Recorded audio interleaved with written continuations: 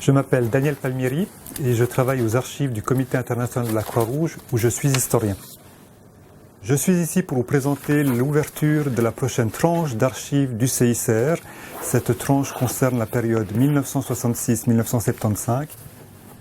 Pour le chercheur, cette période est intéressante pour plusieurs raisons. Tout d'abord, le chercheur va avoir accès à des documents liés à des guerres de décolonisation et en particulier la fin de l'empire colonial portugais en Afrique avec les guerres du Mozambique et de l'Angola. Mais également, il va pouvoir voir les documents et surtout l'activité du CICR dans des conflits de type affrontement Est-Ouest, c'est-à-dire des conflits de guerre froide.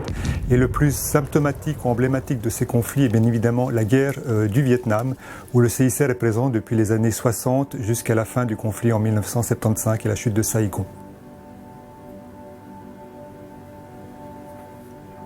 Le chercheur pourra aussi avoir accès à des documents concernant des conflits internationaux, comme le conflit entre Israël et les pays arabes, la guerre des 6 jours, mais également la guerre du Kippour, ou alors à des guerres civiles, et la plus emblématique est bien évidemment la guerre civile au Yémen, entre la fin des années 60 et le début des années 70.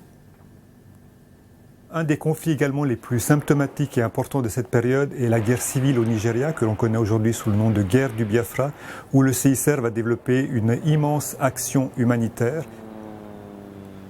La période 1966-1975, pour le CICR, c'est le début d'une organisation telle qu'on la connaît aujourd'hui, c'est-à-dire une organisation qui travaille dans toutes les parties du monde, qui a un personnel important à sa disposition et qui surtout a les moyens de son action.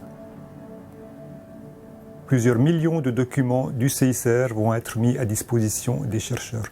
Ces documents sont à la fois la correspondance que le CICR adresse à ses délégations, c'est-à-dire à ses représentations sur le terrain, mais également les lettres qu'il reçoit du terrain, la correspondance qu'il reçoit ou qu'il envoie aux États, aux sociétés de la Croix-Rouge et du Croissant-Rouge, à des organisations internationales comme les Nations Unies, voire à de simples particuliers. On trouve également les rapports de mission des délégués qui sont sur le terrain de la guerre. On trouve également les rapports de visite de détention de ces mêmes délégués aux prisonniers de guerre ou à des internés civils. Et puis enfin, on trouve toutes les décisions politiques du CICR dans les PV de ces différents comités, à commencer par le principal qui est le comité international.